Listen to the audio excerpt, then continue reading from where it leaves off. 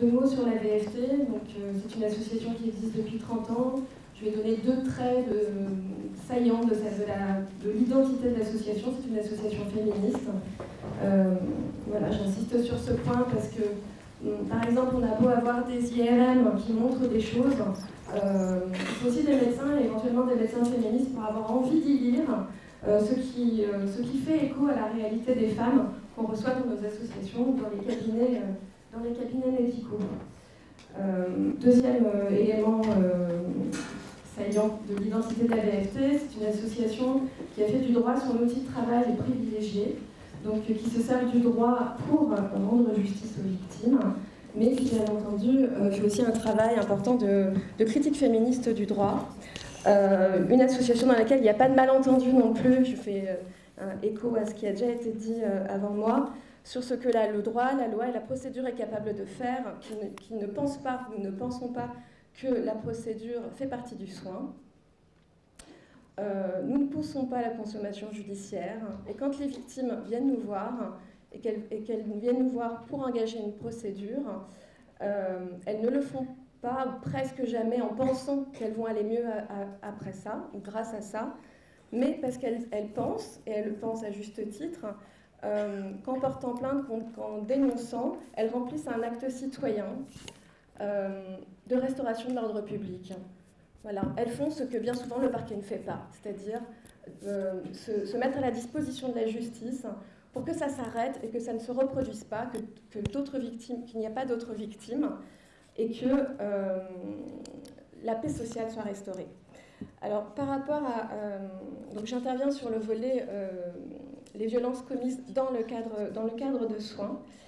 Et j'aimerais vous parler de trois modalités d'exercice en réalité de violence par des professionnels de santé. On a sans doute plus, mais ce qu'on peut observer à l'association.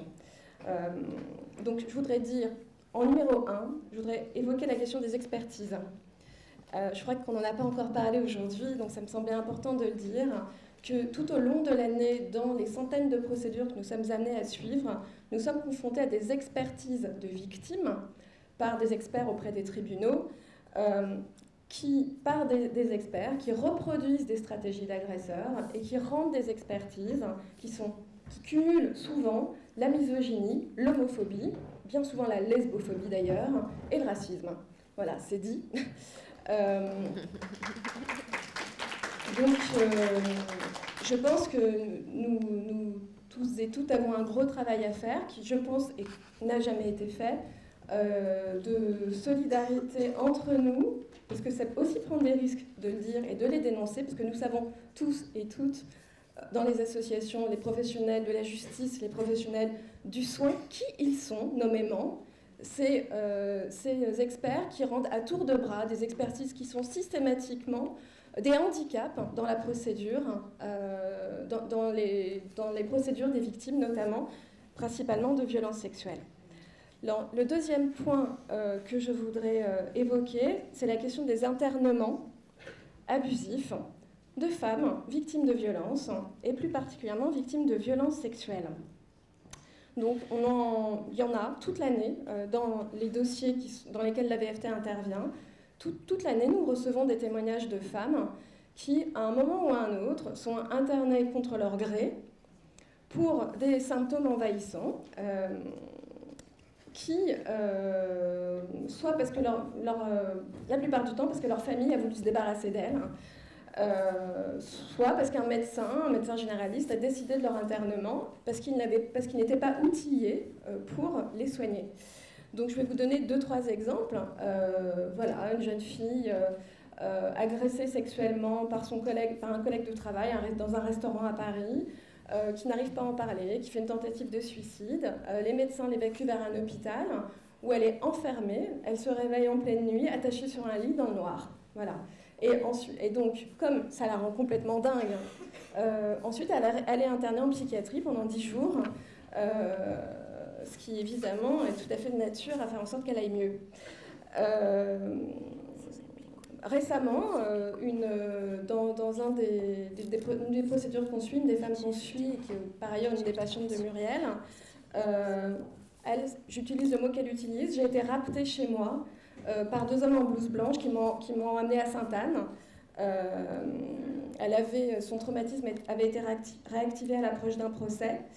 Et arrivée à l'hôpital, le lendemain, la personne qui se propose de la soigner est l'un des médecins qui est venu l'enlever chez elle. Il n'y a pas plus tard qu'hier, j'étais aux urgences médico-judiciaires de Paris, où l'association tient une permanence tous les lundis matins.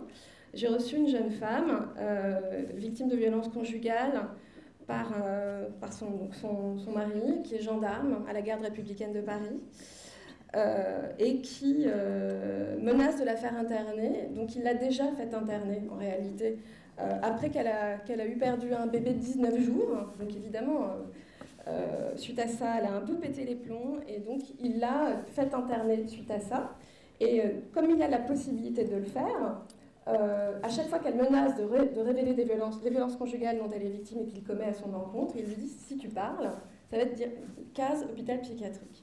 Cet ordre public a bien davantage été troublé par la voix des femmes victimes de violences que par le fait que des hommes les agressent. Donc ces femmes-là ont été de tout temps enfermées dans des asiles, de tout temps esclavagisées dans des établissements, souvent avec la complicité du clergé, puisque c'était des établissements religieux, où elles étaient esclavagisées, c'est-à-dire qu'on les faisait travailler de force, sans salaire, dans des blanchisseries notamment, et sans l'autorisation d'en sortir. Alors aujourd'hui, en 2013, à chaque fois qu'une femme, une victime de violence, est internée contre sa volonté, c'est à cette histoire-là que cela fait écho. Le troisième point que je voulais évoquer, donc c'est bien celui qui rentre en résonance avec le témoignage de Claudine Rohr, c'est la question des violences sexuelles commises par des médecins, par des professionnels de santé. Alors à la VFT, c'est le secteur qui arrive en tête des secteurs que l'on rencontre dans nos dossiers où les violences sexuelles sont commises. Donc j'explique que la VFT lutte contre les violences sexuelles commises dans le travail. C'est la raison pour laquelle nous sommes amenés à connaître ces procédures-là, puisque le médecin, lui, est bien dans son travail quand il agresse, même si la victime, elle, n'est pas en situation de travail. Alors, c'est le premier secteur dans les dossiers de la VFT, mais pas seulement. Ce fait-là est confirmé par toutes les enquêtes de victimation sur les violences et les violences sexuelles. Les médecins, les professionnels de santé, mais aussi tout le secteur de l'aide aux personnes, et le premier secteur concerné où on retrouve des agresseurs, des hommes auteurs de violences à l'encontre des femmes. Alors pourquoi est-ce qu'on les retrouve dans ces milieux-là? Alors pour toutes les raisons que Mme Rohr a déjà évoquées, donc je vais essayer de rassembler. D'abord à cause du lien de dépendance. C'est la personne qui peut me soigner, c'est la personne grâce à laquelle je vais pouvoir tomber enceinte. On se souvient de cette affaire où des dizaines de femmes avaient été sexuellement agressées par un médecin spécialiste de stérilité féminine. Donc voilà, ce lien de dépendance. 2, le degré de connaissance du parcours de vie, de la biographie de la patiente par le médecin. Qui est mieux informé qu'un médecin pour connaître les talons d'Achille, les points de fragilité d'une personne?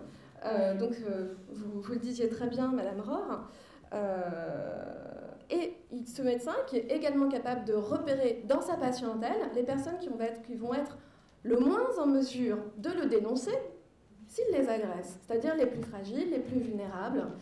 Le silence qui s'est déjà imposé à elle. Voilà, donc là, et donc du coup, effectivement, il va pouvoir repérer dans sa patientèle les femmes qui ont déjà été victimes de violences, qui seront moins enclines à dénoncer des violences qu'elles n'avaient pas déjà dénoncées à l'époque, ou alors qui vont se dire « je ne vais pas à nouveau porter plainte, j'ai déjà mené un combat judiciaire dans ma vie, pas deux. Et puis si je porte plainte une deuxième fois, une troisième fois, une quatrième fois, on ne va pas me croire parce qu'on va me dire que je finis par les inventer, ces violences. » Et donc ça fait partie des stratégies d'agresseurs et c'est des éléments qu'on retrouve dans ces dossiers-là. Troisième élément, le huis clos du cabinet médical. Quel endroit plus sécurisant pour un agresseur sexuel, c'est-à-dire de pouvoir agresser entre 4 murs, couvert par le secret médical, avec l'emprise qu'il peut exercer sur ses patientes. Donc le huis clos du cabinet médical ou de la consultation à domicile, bien sûr. Quatrième élément qui facilite, qui permet la commission de ces violences, la grande facilité à entretenir par le médecin une confusion entre geste médical et attouchement sexuel, agression sexuelle. C'est la raison pour laquelle de nombreuses femmes dénoncent des agressions sexuelles commises par leur gynécologue. Parce que là, on est typiquement dans une hypothèse où c'est très facile de faire croire qu'un geste est normal, alors qu'en réalité, c'est une agression sexuelle. Cinquième élément, le pouvoir. Alors, c'est pas seulement propre aux médecins, c'est aussi pour ça qu'on retrouve des agresseurs chez les policiers, chez des magistrats, chez des avocats, enfin chez toutes les personnes qui détiennent du pouvoir. C'est le pouvoir incroyable du sachant dans cette relation médecin-patiente qui brouille les repères. Et par exemple, on entend très régulièrement des témoignages de patients qui disent « Ben oui, je venais pour une consultation préopératoire pour une opération du genou, certes, mais au moment où il m'a posé la main sur le sexe et qu'il m'a palpé les seins, bon, j'ai eu un doute. Mais malgré tout, c'est quand même un médecin. J'étais quand même entre les mains de la personne qui allait m'endormir, à qui, en fait, je me livrais entièrement, et qui sait ce qu'il se serait passé si je l'avais brusqué à ce moment-là, alors que c'est lui qui va tenir la seringue au moment de m'endormir pour mon opération du genou. Donc, voilà. Ça, c'était le cinquième élément. Le sixième, et c'est également ce qui a déjà été dit, c'est l'accès direct pour ces médecins à des drogues, à des anesthésiants,